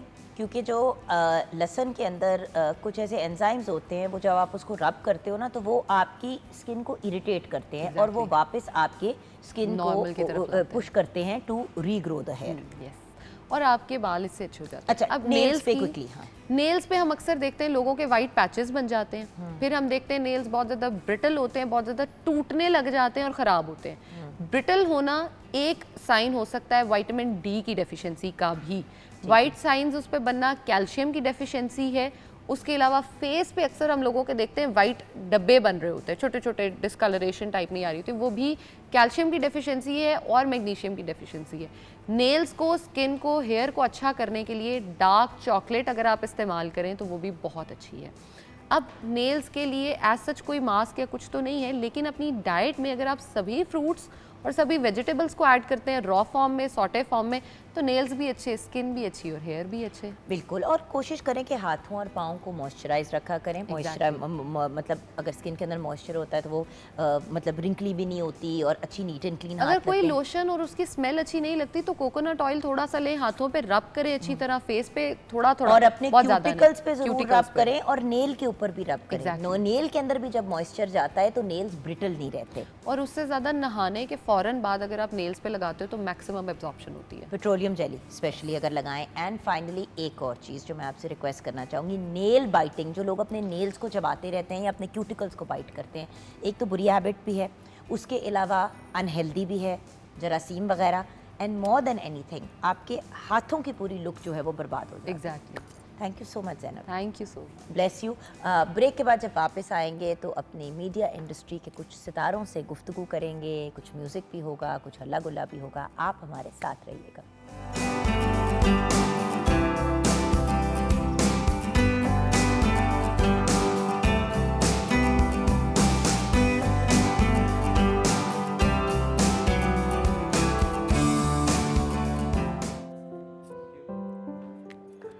क्या बात है, thank you so much. Talha Nadeem singer हैं, सॉन्ग राइटर हैं। अस्सलाम वालेकुम। वेलकम सलाम। Welcome to the show. Talha obviously बहुत दुखी हैं, हम इनके दुख के बारे में भी बात करेंगे, लेकिन दुखों को दौड़ाने वाले और कभी कभी चेहरों पे मुस्कुराहट लाने वाले और अक्सर चेहरों पे टेंशन लाने वाले अली सिकंदर हमारे साथ हैं, जो एक्टर हैं, डायरेक्टर हैं और कुछ ज़्यादा ही राइटर बन गए हैं। अस्सलाम वालेकुम। वालेकुम अस्सलाम, कैसी हैं आप? बहुत ही ज़्यादा लिखना शुरू हो गए हो। नहीं यार, मैंने अभी कोई ऑलमोस्ट पिछले 1 साल में 2 से 3 प्रोजेक्ट्स लिखे। नहीं तो कोई आसान काम है सीरियल लिखना, सीरीज लिखना। नहीं, लेकिन मेरा एक ऐसा है कि राइटिंग मैंने बिल्कुल बिगनिंग से की। जब मैं एक्टिंग में आया तो मैं उसी वक्त साइमल्टेनियसली सिटकॉम्स ये वो लिख रहा था, बट अब जाके ऑन द सीरियस ग्राउंड मैंने मुझे लगता है मेरा अपना कतारसिस हो रहा होता है। एज एन एक्टर काम कम करता हूँ, तो जब एज राइटर लिखता हूँ तो वो हर कैरेक्टर को मुझे प्ले करके सोच के लिखने में बड़ा मज़ा आता है। So that's why I am happy, और पैसे ज़्यादा अच्छे और जल्दी मिल जाते हैं। सो ये भी एक वजह। मैं भी लिखना शुरू कर देती हूँ। वो क्या लिखूंगी और वो ऑनर जा सकता है कि नहीं, वो एक मुख्तलिफ गुफ्तगू अब है। खरी खरी लिख दें वो। खरी खरी सुना देती हूँ तो अब लिखना भी शुरू कर देती हूँ। मोमिना बतूल हमारे साथ हैं, बहुत ही talented artist, she is a brilliant actor and a host, और अरसे बाद मुलाकात हो रही है। अस्सलाम वालेकुम। वालेकुम मोमिना, अस्सलाम। कैसी हो? मैं बिल्कुल ठीक, लेकिन आपसे कम। आप माशाल्लाह से तो बॉम्ब हैं, bomb blast. Bomb blast? Bomb blast मुझ है पे ऐसे इल्जाम मत लगाओ मोमिना, मतलब जब आप बोलती ज्यादती हैं, मत करो फिर। जब आप बोलती हैं तो हर कोई सुनता है, बहरा भी सुन लेता है। नहीं, बहरा ही तो सुनता है, प्रॉब्लम ये है। जब आप नहीं बोलती तो आप बॉम्ब है, जब आप बोलती हैं तो ब्लास्ट बॉम्ब है। ब्लास्ट है। और इसलिए- एटम कब बनती है? वो घर वालों को रहने पता देते होगा। वो रहने देते हैं। अच्छा ओके, आज मैं बात करना चाहूँगी, सबसे पहले मैं एक बड़ा अजीब सा सवाल पूछूंगी। बिल्कुल। जब आपको कोई शो पे बुलाता है, अली या मोमिना या तलहा, तो क्या चाहते हो कि आपसे क्या पूछा जाए? क्योंकि शोज़ का फॉर्मेट बिल्कुल बदल गया है। I remember when I used to go on shows, बिल्कुल एक डिफरेंट सीन होता था। अब जब कोई शो पे बुलाता भी है तो सबसे पहले मैं पूरी रिसर्च करती हूँ कि भाई किस किस्म का एंकर है, किस किस्म की बात होती है, क्योंकि अब ब्रेकें नहीं रही। बिल्कुल अब ऐसे हर ही। बात, हर चीज़ कह दी बिल्कुल जाती है, और ऐसे। कभी कभी आपका पेट उस लेवल पे नंगा कर दिया जाता है ऑन एयर कि बंदा बिल्कुल ही मरने वाला हो जाता है। या आपको बुला के आपकी बिस्ती, एक तो बिस्ती होती है, एक बिस्ती खराब होती है, हाँ। आपकी बिस्ती को भी खराब कर दिया जाता है। So it's something that I am interested in as a host, कि अली जब आपको शो पे बुलाता है तो आपका क्या दिल चाहता है कि आपका किस किस्म का आपके साथ गुफ्तगू की जाए? देखिए, सबसे मोमिना आपसे भी ये पहले पूछना, तो तला आपसे भी ये मैं पूछना। जी जी। आपको दाद दूंगा क्योंकि आप खुद एक आर्टिस्ट हैं, तो ये सवाल आपके दिल में आया, वरना आजकल होस्ट के पास सोचने का इतना टाइम नहीं है। अब हम शोज़ पे जाते हैं तो बिल्कुल कोई एक्सपेक्टेशंस नहीं होती। हमें पता होता है कि अच्छा हमें ये फैसिलिटीज़ और ये चेक मिल रहा है, और उसके बाद Basically जब हम check मिल जाते रहा है। हैं, हाँ, जब हम जाते हैं तो बहुत कुछ होता है, बिकॉज एक मेंटालिटी ये है कि आप एक आर्टिस्ट हैं, सो आपको एक इंटरव्यू के लिए बुलाया गया है। उसमें they will talk about your journey, your life, what you like, what's happening, जो कुछ भी आपसे रिलेटेबल है। लेकिन हम कभी गाने सुनाकर, कभी बैलून फाड़कर, कभी हम वही कुछ ना कुछ ऐसा अंताक्षरी खेल कर वापस आ जाते हैं, 1.5-2 घंटे गुजर जाते हैं। बट हमें लगता है कि अच्छा शायद आवाम यही देख रही है, रेटिंग आ रही है तो वो फॉर्मेट चल रहा है। But to be very honest, मैं एज एन आर्टिस्ट इसलिए बहुत कम रेटिंग नजर तो आप आता हूँ। ऑन एयर गुफ्तगू के दौरान किसी को चपेड़ भी मार दें तो आपकी रेटिंग आ जाएगी, लेकिन क्या वो रेटिंग इस काबिल है कि आप उसको अपने क्रेडिट को लें? नहीं नहीं, वो देखें, ये बिल्कुल एक अलग मुद्दा है। मुझे लगता है क्योंकि कि यूर अ हाँ, राइटर, क्योंकि नेक्स्ट अब मेरे साथ एक होस्ट भी बैठी है, मैं एज एन एक्टर परे करने लगी हूँ बात। I am going to ask देखिए, हर एज आप एन एंकर। अचीवर हैं लाइफ में कुछ भी, तो आप चाहेंगे कि आपकी उस अचीवमेंट को हाईलाइट किया जाए, टू बी ऑनेस्ट। अदरवाइज तो आप आके कितना अच्छा गा लेते हैं, कितना अच्छा बोल लेते हैं, वो तो एक रूटीन है। बिल्कुल। Okay, what about you as an anchor? देखो आज आई एम सॉरी, बंदा जब निकलता है अपना कहीं पे भी इंटरव्यू देने के लिए, अव्वल तो अब इतनी अक्ल आ गई है कि चेक करके जाओ। जब बंदा नहीं चेक करके जाता था तो हिट और मिस होता था, या आप जलीलों के वापस आते थे या आप बड़े खुश खुश आते थे कि यार आज बड़ी बातें हुई, मजा आया, एंजॉय किया। I don't even mind going and कि जिंदगी की ना भी बात करो मेरी, लेकिन मजा तो आए, बंदा जलीलों के तो ना वापस आए कि यार अब ये अगर किसी ने देख लिया इंटरव्यू तो मैं तो मारी जाऊंगी। हाँ बिल्कुल ऐसे ही। आई जस्ट थॉट इन्होंने जो बात की अली ने कि आपकी जर्नी पे बात की जाती है या फिर आपने जितने काम किए, ये एक बड़ा पैथेटिक सा एक टॉपिक हो चुका हुआ है। आजकल जो दौर है वो सोशल मीडिया का दौर है। रोज़ की लाइफ लोग जो हैं वो वीडियोस बना के डाल रहे होते हैं, तो रोज़मर्रा में जो भी आप हरकतें करते हैं आजकल वो चीज़ें ज़्यादा हाईलाइट होती हैं, वो चीज़ें ज़्यादा डिस्कस की जाती हैं कि कल हम फ़लानी जगह पे गए हुए थे, वहाँ पे हमने खाना खाया, पूरे रेस्टोरेंट को कवर किया जाता है, उसकी रेटिंग बताई जाती है, और उसके अलावा शॉपिंग पे जाने का बताया जाता है। आजकल ये चीज़ें आपकी सोशल मीडिया पे ज़्यादा इन हैं, बजाय इसके कि हम जो चाहते हैं कि हमारी जर्नी के बारे में बात की जाए, उन चीज़ों को डिस्कस नहीं किया जाता है। सॉरी टू से। मोमिना हो गई, अली हो गया, तला हो गया, आप लोगों की जर्नी तब नहीं शुरू हुई जब आप हिट हुए। हाँ आपकी जर्नी तब शुरू हुई है जब आपने पहली दफा सोचा कि हमने ये काम करना है, बिल्कुल। और जब ये काम करने के लिए निकले और एक पूरा सफर है ऑफ सफरिंग, बिल्कुल Exactly. That's really true. और वो किसी को नहीं पता चलता। बिल्कुल तो ऐसे क्योंकि ही। आप स्टार बन गए, अब आपको बुला लिया, तो पहले आपने सफर किया उधर पहुंचने के लिए, और फिर आपको जलील किया गया क्योंकि आप स्टार बन गए हैं, और अब आपको बुलाने से क्योंकि रेटिंग बढ़ेगी तो ये- बुला के इनको ये जो है, मैं कुछ चैनल्स के बारे में बात कर रही हूँ जो कि पैथेटिक किस्म का, यही रोज़ की ये जो सोशल मीडिया के 100 कॉल ये जो स्टार्स बन गए हैं सोशल मीडिया के, मैं उनके बारे में बात कर रही हूँ जिनकी जर्नी है, जिन्होंने मेहनत की है, जो आज सीनियर मतलब सीनियरिटी में आ रहे हैं, उनके बारे में बात नहीं होती है। आजकल जो बात होती है वो सोशल मीडिया के 100 कॉल स्टार्स के बारे में बात होती है जिनके मिलियंस में फॉलोअर्स हैं। अब अगर देखो वो भी अपनी जगह Exactly, बट वो माय एक- पॉइंट इज कि नहीं, अगर नहीं, मैं फॉर एग्जांपल किसी ऐसे बच्चे को बुलाती हूँ जिसके टिकटॉक पे फॉर एग्जांपल नहीं, मैं 10 मिलियन फॉलोअर्स मैं हैं। किसी पे एग्जैक्टली बात नहीं कर अब रही देखो हूँ। वो भी हाँ, बेचारा 10 मिलियन हाँ, तक एवं तो नहीं पहुंचा। हाँ, उसने हाँ। भी कोई मेहनत कोई जतन किया होगा। अब मैं उसको भी बुला के उससे बदतमीजी करूँ वो भी ज्यादती है। नहीं नहीं, बदतमीजी की हमारा बात मुद्दा नहीं है, देखो हाँ जी। अभी ये है कि जैसे एक जो भी आर्टिस्ट आता है आज के दौर में आपके शो में भी है, तो इसके क्लिप्स, इसके अंदर होने वाली बातें भी सोशल मीडिया पे आएंगी। बिल्कुल आएंगी। सो वो जो जिन सेलिब्रिटीज को रोज सुबह देखते हैं कि हम उठ गए हैं, हम नाश्ता कर रहे हैं, हाँ। हम बाहर जा रहे हैं, वो एक्चुअली क्या सोचते हैं, उनके अंदर क्या है, वो भी तो इसी तरह वायरल बट द होगा और पॉइंट निकलता इज है लोगों को। लोग जानना चाहते हैं आपके बारे में तो देख रहे हैं ना। Actually- तो अगर आप उनको बताएंगे कि आपकी जर्नी क्या थी, हाँ। क्या वो ज्यादा इंटरेस्टिंग नहीं है ना कि मैं आप दोनों की आर्म रेसलिंग करा लूं। पॉइंट इज वो दैट भी हम करते हैं, बाय द वे वो भी हम करते हैं। पॉइंट इज दिस कि जब हमने जर्नी स्टार्ट किया उस वक्त सोशल मीडिया नहीं था। जब उन्होंने जर्नी स्टार्ट किया उस वक्त सोशल मीडिया था, तो इसलिए उनके आज मिलियंस में है। अब हमें जब हम स्टार्ट करेंगे तो हमें वक्त लगेगा। This is the point. मैं किसी को एग्जैक्टली मतलब मैं बात नहीं कर रही हूँ कि वो ऐसे हैं या वो वैसे हैं, वो मैं ये बात कर रही हूँ जनरली कि जब हमने स्टार्ट किया तब ये चीज़ नहीं थी, जब उन्होंने स्टार्ट किया तो तब ये लेकिन चीज़ मैं थी। कहता हूँ कि बहुत अच्छी बात है। हाँ। अब जो ये आया In a है positive way। आर्टिस्ट जितने भी हैं वो समहाउ कहीं ना कहीं से फायदा उठा रहे हैं। बिल्कुल बिल्कुल और, मतलब आई एम हैप्पी कि लोग पैसे कमा रहे हैं। हाँ। देखो हर बंदा रोजी Main रोटी चीज़ कमाए, यही है। बट रिस्पेक्ट के साथ Respect। अगर आपको रिगार्ड मिल हाँ। रहा हो तो वो ज्यादा अच्छा है। Respect तला का what element। About you? Well as a musician और सिंगर मैं ये चाहूँगा कि डिस्कस हो कि आपको म्यूज़िक इंडस्ट्री में कितनी आपको स्ट्रगल करनी पड़ती है from my point of view. क्योंकि देखिए मैंने स्टार्ट किया था 2011 में, तो बट 2023 इतने साल बाद जो है अब मैं लुक बैक करता हूँ क्या तब भी अच्छा था। अब टाइम काफ़ी चेंज हो गया बट तो इस पे बट इतनी अपनी जगह बना देखें। मीडिया इंडस्ट्री तला बड़ी कम्पिटिटिव है। चाहे आप सिंगर हैं, चाहे आप एक्टर हैं, चाहे आप एंकर हैं, चाहे आप मॉडल हैं, चाहे आप करंट अफेयर्स में, एंटरटेनमेंट में, ये सारे अरीनाज बड़ा मुश्किल है। बिल्कुल। राइटर, जब याद है अली हम लोगों ने ड्रामों में एक्टिंग शुरू की थी तो दुनिया बड़ी मुख्तलिफ थी। Exactly। उस वक्त राइटर्स थे या तो बहुत ही हाई-फाई राइटर्स थे या टिपिकल डाइजेस्ट या राइटर थे। typical इन बिटवीन की कोई चीज़ नहीं थी। बिल्कुल। तो जो इन बिटवीन का कुछ इंटरेस्टिंग, कुछ इंटेलेक्चुअल और कुछ मजे का लिख रहे थे उनको मार्जिन नहीं मिलती थी।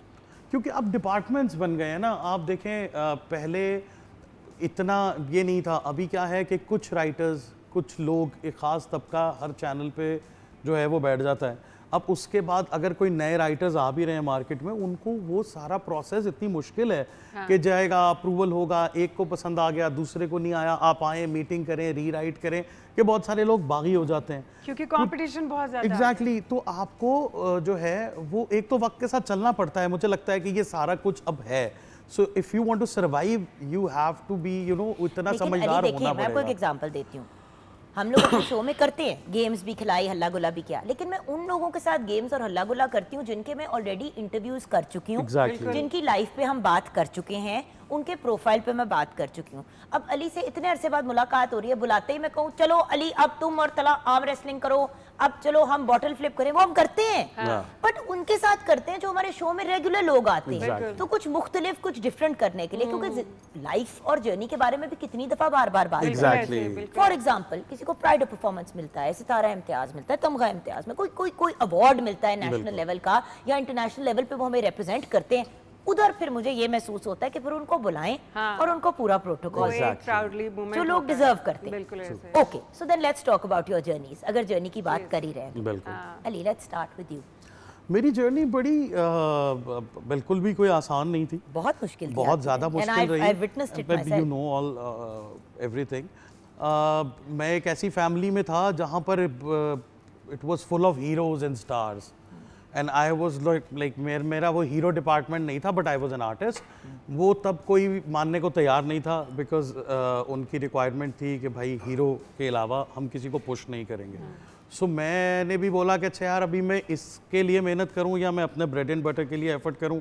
सो मैं निकला और इवन हम दोनों भाइयों ने, हम लिटरली डोर टू डोर वाला आगा ने भी वो बड़ा जो effort किया है। एफर्ट था, जिसमें आप production house to production house जाते हैं एंड कहीं आपको लोग जानते हैं बिकॉज ऑफ ए फैमिली, कहीं नहीं जानते, बट और अगर आपको फैमिली की वजह से जानते हैं तो और प्रेशर होता और है। प्रेशर होता है। क्योंकि नाम को मेंटेन रखना बड़ा आप इंपॉर्टेंट क्यों नहीं काम कर रहे हो? हाँ, आप तो किसी को कोई- अपना उनसे फैमिली कोई से मसला है तो तो मेरे काम नहीं मामे मिल या रहा, चाचे ने तो नहीं मुझे नौकरी देनी ना, वो अपना काम करेंगे नहीं, या अपनी उन्होंने, जगह मुझे उनके पास नौकरी नहीं थी because to be very honest वो थी भी तो वो उसमें एक पैरामीटर्स थे, मैं नहीं फिट इन हो रहा था। बाद में मैंने बहुत काम किया, बट वो तब था जब मैं बाहर से भी पैसे ले रहा था, मैंने उनसे भी पैसे लिए। सो वो जब वो एक तक मुख्तलिफ प्रोफेशनल बात नहीं हुआ वो मुख्तलिफ बात है। तो मैं हमने बहुत ऑडिशंस दिए और देन अपने ऑडिशंस के बल पे एक पहला सोप सीरियल्स का ट्रेंड शुरू हो रहा था पाकिस्तान में, and that was like one of the biggest and the longest running soap जो अभी तक हम पाकिस्तान के रिकॉर्ड में है। उसमें आई गॉट सिलेक्टेड, कोई मेरे ख्याल है उसी दिन में 400-500 ऑडिशन हुए थे टोटल, कोई 4-5 हज़ार ऑडिशंस हुए थे। और अभी भी उस चैनल के अंदर उन ऑडिशंस में अल्हम्दुलिल्लाह मेरा ऑडिशन टॉप पे था। और वो एक दिन था, एक ऐसा मोमेंट था जहाँ से थोड़ी सी गाड़ी बदली, जहाँ पर एक प्रोफेशनल डील हुई, जहाँ मैं उस एफर्ट के बाद सिलेक्ट हुआ और फिर मैं रेगुलर काम पे आया और फिर मैं इस दुनिया का हिस्सा बन गया कि एक प्रोफेशनल एक्टर क्या होता है। हाँ, एक चीज़ मेरे दिमाग में पहले दिन से थी, मैं जब लेक्चर्स देता हूँ या मैंने वर्कशॉप्स कंडक्ट कराई, मैं सबसे पहले बच्चों को ये बोलता हूँ कि भाई आप आर्टिस्ट हैं, ये आपकी दुकान है, आप मुफ्ते में कुछ नहीं करेंगे लाइफ में। सो मुझे इतना पता है कि मैंने 1,000 रुपया भी अगर लिया तो मैंने फ्री में काम कभी नहीं किया। लेकिन जो आपने दुकान लगाई है उसमें आप प्रोडक्ट क्या बेच रहे हैं ये भी याद रखें। सेलेबल है तो वो सेलेबल है कि बिकेगा, नहीं, वो क्योंकि तो- देखे ना आपने दुकान तो लगा ली, अब अगर आपने उस दुकान के अंदर हवा बेच रहे हैं तो हवा तो हर जगह मुफ्त की मिल रही है। बात वही है जी कि जिनकी What is it, वो जो कहते हैं ना what's in it for me, जो खरीदने वाले हैं। बट उसमें रीजन यही है कि अगर उसमें हवा थी उस दिन तो हम आपके सामने आज बैठे नहीं होंगे। सो जो आकर यहाँ बैठ पाते हैं डेफिनेटली वो एक पूरी जर्नी, वो जिंदगी जी के कहीं ना कहीं खुद को मनवा के फिर आते हैं। सो मुझे अल्हम्दुलिल्लाह ये ज़रूर एक चीज़ है कि मैंने एक्टिंग हमेशा बहुत कम की, बट करके मैं बहुत सुकून से सोया। कितनी टाइम के स्ट्रगल के बाद एज एन एक्टर क्लिक हुए एंड कब as a director and writer click हुए? यार देखो, एज एन डायरेक्टर तो मैंने मैं बहुत सिर्फ कम व्यूअर्स काम को ये किया है। बताना चाह रही हूँ कि बिल्कुल, ये बिल्कुल। आसान नहीं है। बिल्कुल ऐसे नहीं, तकरीबन 1-2 साल ऐसे थे जब मैं होस्ट था और कभी छोटा छोटा कोई काम मिल गया तो कर लिया। बट मेरा पहला soap I was very like lucky कि वो एक मेगा अगर आज सोशल मीडिया होता तो वायरल का वर्ड यूज होता, कि वो उस वक्त सुपर वायरल हो गया। और उसके जो मेजर 2 से 3 कैरेक्टर्स थे उनमें से एक कैरेक्टर मेरा था। सो वो जो इंस्टेंट रिस्पांस आपको एक बड़े चैनल पे आप दिन में 3 दफ़ा नज़र आ रहे हैं, 4 दफ़ा एपिसोड रिपीट हो रहा है, हफ्ते में 5 दिन नज़र आ रहे हैं, तो वो उसके बाद वो जो एक ट्रेडमार्क था, फिर उसमें आपको रोज़ सब कुछ करने का मौका मिल रहा है। तो आपने कॉमेडी भी कर ली, हंसा भी लिया, रोमांस भी कर लिया। सो वो बड़ी जल्दी बहुत सारा काम करने का मौका मिला मुझे। ठीक है, उसके बाद फिर वो था कि मेरी चॉइस थी कि मुझे मजदूर बनना है या आर्टिस्ट बनना है। ठीक है। एंड देन माशाल्लाह सिलसिला चल अल्हम्दुलिल्लाह। पड़ा। You see viewers, back story जानना बड़ा ज़रूरी है। बिल्कुल हम आज की बात करते हैं और आज से आगे का क्या सोचा है। I wanted to touch upon these brilliant artist की बैक स्टोरी। आजकल हर बच्चा मेरे पास आता है, अभी मैंने स्टार बनना है। हाँ, बिल्कुल ऐसे ही है। मैं कहती हूँ स्टार तो ठीक है, लेकिन what is your process, what is your journey, what is your philosophy, what is the game plan, सोचा क्या है। लोग कहते हैं ना हमने बस अल्लाह पे छोड़ दिया। हाँ। भाई अल्लाह ताला पे जरूर छोड़े, अल्लाह ताला के ने कौन कहना है, लेकिन उससे पहले अपना तो पूरा काम करो ना, मतलब लेकिन मेहनत के बगैर। आजकल देखिए स्टार बनना आसान है, वक्ती स्टारडम ही हो या वो जितना मर्जी अल्लाह पाक लेकिन करम आजकल करे। तो हर कोई स्टार बना हुआ है So, सोशल मीडिया पे जो वीडियोस आर्टिस्ट बनाते हैं। बनना अच्छा। मुश्किल है। ब्रेक की तरफ जाएंगे, ब्रेक के बाद जब वापस आएंगे तो मोमिना आपकी कहानी हम जानेंगे, छोटी सी ब्रेक के बाद।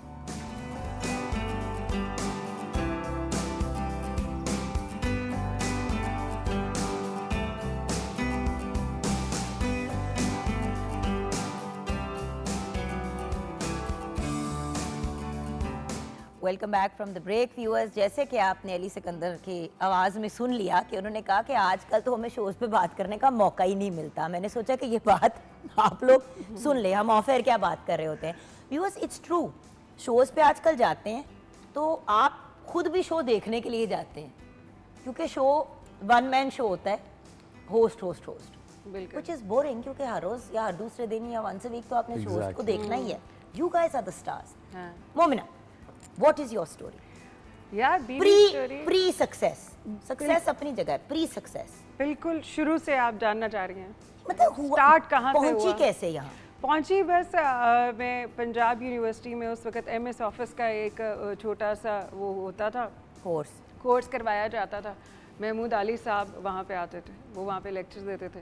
तो हम लोग वहाँ पे लड़कियों का एक ग्रुप था, तो हम लोग वहाँ पे मतलब डिबेट्स करते थे, आपस में मकालमेबाजी करते थे. उन्होंने कहीं सुन लिया, उन्होंने ऐसे ही कहा कि तुम लोग चक्कर लगाओ, ऑडिशंस हैं. तो हम कोई 8-10 लड़कियाँ जो हैं वो आई थी यहाँ पे पीटीवी में. तो उस दिन ऑडिशंस हुए थे और ऑलमोस्ट 10 लड़कियों में से मेरा सिलेक्शन हुआ. फिर उसके बाद एक और लड़की थी मतलब यहीं पे पीटीवी की बहुत अच्छी वो थी, दानिया अनवर के साथ फिर मेरा इंटरेक्ट हुआ. तो फिर हम दोनों के बीच में जब ऑडिशन हुआ तो आई वाज विन. तो फिर मुझे उनका पहला शो मिला था और वो मैंने किया था डायरेक्टर्स के नाम से, उसका नाम था, और 75 एपिसोड्स का वो मेरा पहला शो गया था. Wow. एंड वो मेरी फर्स्ट अचीवमेंट थी आई गेस मेरे हिसाब से, क्योंकि उसके बाद जो है ऑब्वियसली फिर ये सिलसिला चलता गया. लेकिन गैप्स आते हैं. Gaps इंसान अपना आए. जब भी पहला काम करता है ना, उसके बाद आप सोचते हो कि यार ये तो चल पड़ा. नहीं, उसके बाद गैप नहीं आया ना. नहीं आया, उसके बाद फिर मुझे मॉडलिंग की ऑफर्स आना शुरू हो गई, फिर मैगजीन्स किए, फिर डिज़ाइनर्स के साथ शूट्स किए. मतलब वो फिर ऐसे लग रहा था कोई बंदा फैंटेसी में नहीं होता कि जैसे आपके ख्वाब पूरे होते चले जा रहे हैं. उसके बाद ड्रामा भी पहला जो है वो मैंने यहीं पे किया था पीटीवी होम में. तो बस सिलसिला फिर चलता ही गया. और उसके बाद फिर मुझे एहसास हुआ कि मुझे एक्टिंग को स्विच करके मुझे दोबारा होस्टिंग ही करनी चाहिए, क्योंकि बीच में कोविड आया था. कोविड से पहले मेरे 3 सीरियल्स जो है वो बहुत ही अच्छे चले थे. शाहिद ज़हूर साहब के साथ मैंने पीटीवी में काम किया था. मेरा जो मतलब जिसमें मेरी पहचान बनी वो खसारा था और नूर बीबी किया था. और जब वो हुआ उसके बाद कोविड आया. कोविड ने सब कुछ मतलब पानी फेर दिया सारी मेहनत पे. फिर उसके बाद आपको भी पता है काम ही नहीं था किसी के सबने पास. रीस्टार्ट किया. बिल्कुल, सब ने अपनी ज़िंदगी को जो है वो दोबारा से स्टार्ट किया. फिर मुझे कराची से ऑफ़र आई एक चैनल की तरफ से एज ए होस्ट की. फिर मैंने कहा चलो कुछ ना होने से कुछ बेहतर है. और अब अल्हम्दुलिल्लाह मुझे 3 साल हो गए हैं. I am doing a political based show है मेरा, और सारे पॉलिटिशियंस आते हैं पाकिस्तान से. You see, वही वाली चीज़ है ना व्यूअर्स, कुछ लोगों का शुरू करने का टाइम टफ होता है, हाँ कुछ लोग स्टार्ट करते हैं और बीच में एक स्लम्प आ जाता बिल्कुल है. आता है. जिंदगी की कोई गारंटी नहीं होती, लेकिन ये सोचना कि मीडिया तो बड़ा आसान प्रोफेशन है, नहीं, नहीं, नहीं. ये एक मिसकंसेप्शन है. बहुत. अच्छा, तला अपने बारे में बताइए. 12 साल. Basically I am from Karachi. मैं फैमिली बैकग्राउंड का बताऊंगा तो मेरी जो दादी थी, माई ग्रैंड मदर, वो शायरा थी, पोइट थी वो. माशाल्लाह. तो आई थिंक उनकी वजह से मेरे अंदर आया है कि लिखने का. तो मैंने खुद से सॉन्ग राइटिंग स्टार्ट की. अच्छा, जो सर कह रहे थे कि फ्री, मतलब मैंने अपने प्रमोशन के लिए आई थिंक कोई 50 फ्री कॉन्सर्ट्स किए होंगे. मैं समझता था यार यही अचीवमेंट है कि आपको स्टेज मिल रहा है, अली इस्मत के लिए ओपन करना है. तो आई यूज्ड टू पे my banned from my own pocket. मैं अपना बैंड खुद अरेंज करता था, उनको पैसे देता था, मैं अच्छा खुद अली, फ्री ये में बात परफॉर्म मैंने करता था. बहुत सॉरी मैं आपकी बात को कट कर रही हूँ तला, ये मैंने बहुत नोट किया और ये मैंने बहुत से यंग आर्टिस्ट से ये बात सुनी है, सिंगर्स से, कि जी हम फलां के लिए ओपन कर रहे हैं लेकिन हम खुद ही जाएंगे, परफॉर्म करके आ जाएंगे, जिसमें ऑब्वियसली बैंड शैंड बाकी लोग जो साथ जाते हैं उनको तो पे करना है ना. आप तो मुफ्त में चले जाते हैं तो लेने के देने पड़ जाते हैं, और लोग प्रोमोटर्स इसका बड़ा नाजायज फायदा भी उठाते हैं. बिकॉज देखिए, प्रोमोटर्स हों या जैसे टैलेंट एजेंसीज हों, उनका ये बिजनेस है. आपको फोर्सफुली कोई नहीं कुछ भी करा आई रहा होता. अंडरस्टैंड दैट, लेकिन और अभी कितनी ज्यादती है कि देखो, एक ज्यादती यंग तो बंदा अपने ये- आप को एस्टैब्लिश कर रहा है और आप कह रहे हैं आप हमारे लिए एक कर लें या 1-2 करेंगे उसके बाद हम आपको काम, और 50 आपने फिर देखिए, फ्री कर लिए मेरी बिकॉज आप हमारे ऑडियंस को घर. शायद बहुत ही कम कभी मैंने इस बारे में बात नहीं की, बट जब मैं आया था तो मैं भी सिंगर बनने आया था. I know. और मैंने उस वक्त बहुत जो जमा पूंजी थी, जो बिल्कुल इसको मैं एग्जैक्ट ही वर्ड यूज़ करूँगा, वो मैं ले गया. और मुझे सिर्फ मेरे ही एक मोहसिन जो हैं वो बस छोड़ के आ गए एक म्यूजिशियन के पास. आज वो सब बड़े नाम हैं, और उनके पास छोड़ के आ गए और जहाँ हाँ रिकॉर्ड कर लो. तो उसने क्या किया कि एक दिन में मेरी पूरी एल्बम रिकॉर्ड कर दी. अब वो किस हालत में क्या था वो छोड़ दें, लेकिन वो अपनी मस्ती में थे और मैं नया बच्चा जिसे कुछ नहीं पता, जो उस वक्त उनको पता नहीं आज के हिसाब से लाखों रुपए पकड़ा चुका हुआ है. और वो मुझे उन्होंने 2 लाइनें उसकी याद है कि आगा साहब चाह दे नाल फिर ज़रा स्नैक भी हो जान, और स्नैक वो स्नैक्स को कह रहे थे. और उन्होंने मेरे 8-10 गाने, और मैं वो एक दवाई जो है वो हर्बल वो सिप ले लेके और मैं एक गाना और दूसरा और तीसरा। क्योंकि जाहिर ही गला आपका उसके बाद वो रिकॉर्डिंग की क्वालिटी ऐसी थी कि मैंने भी बहुत सारे शोज में फ्री में बहुत नाचा मैं।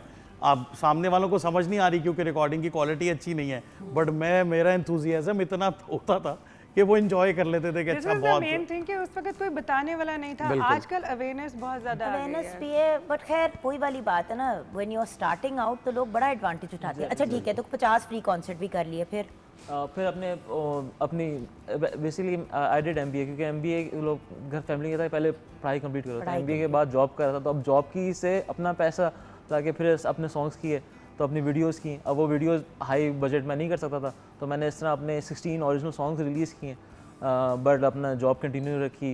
मैंने 5 साल बैंक में काम किया, फिर 5 साल IT इंडस्ट्री में काम किया, अभी मैं एक MNC में काम कर रहा हूँ। But music is my passion, मैं म्यूज़िक के लिए टाइम निकाल लेता हूँ, प्रैक्टिस करता हूँ, अपना परफॉर्म करता हूँ। तो अभी भी अल्लाह का शुक्र है, ये पैशन जो है वो आपका 100% इंशाल्लाह प्रोफेशन बन जाए, दुआ है आपके। बिल्कुल यही चाहता हूँ कि इसलिए मैं ये कहता हूँ कि मैं अभी I am struggling, I am not a successful artist honestly, and it's achievement for me to coming live on this national television, so I am really glad. Thank you for inviting me. Having you on the show. हमारी कोशिश हमेशा ये होता है कि हम establish stars के साथ न्यू अपकमिंग या like you said struggling artist जो न्यू नहीं है लेकिन अपना नाम बनाने की कोशिश कर रहे हैं, जो काम अच्छा कर रहे हैं, जिनकी आवाज़ में दम है, कम से कम उनको बुलाएं, उनको मंजर आम पे तो लेके आएँ।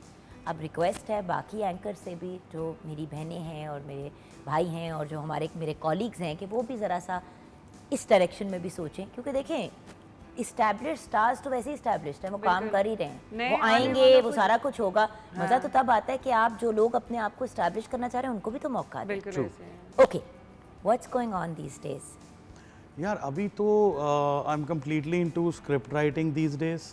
पहले मूवीज़ आ रही थी तो थोड़ा मूवी हो रही थी, 2 मूवीज़ रिलीज़ हुई, फिर मूवीज़ ज़रा स्लो हो गई हैं। हाँ, लेकिन फिर मूवीज़ बिल्कुल स्लो हो गई। तो उसके बाद एक्टिंग में कम करता हूँ, कराची ज़्यादा देर नहीं रुक पाता, 15-20 दिन के बाद फिर मेरे को लाहौर वापस भाभी और भाई वहीं पे हैं, और भाभी बड़ा स्पॉइल भी करती हैं आपको। मुझे भाई भाभी मिलके बहुत स्पॉइल करते हैं, लेकिन इधर जो मैं सारे छोड़ के जाता हूँ वो फिर उदास हो जाते हैं ना, जो तो फिर वो ये। और मेरी फैमिली जो है, मेरे बीवी बच्चे वो कराची में नहीं रह पाते, सो ये मैं तजर्बे करके तो मैं हाँ आप जानती हैं, तो मैं भी कराची जाके आई लव कराची, बट मैं कराची ज़्यादा देर रहती तो मैं भूस जाती। हाँ, तो वो इस वजह से फिर वापस आना मेरे बाल भी सारे गिर जाते हैं।